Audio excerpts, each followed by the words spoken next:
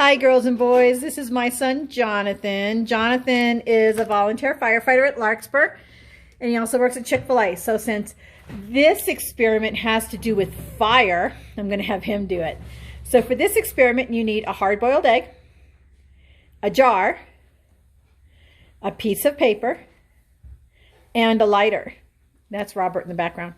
And the lighter, because we're using fire, we need to have Mom and Dad help you, okay?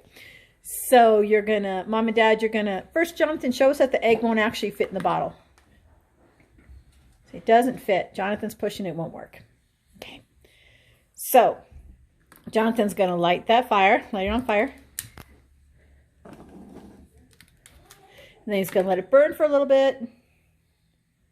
He's gonna drop it in the bottle, in the jar. He's going to put the egg on top. Hold it. It sucked that egg right in there. Did you guys see that? Whoa, that was pretty cool.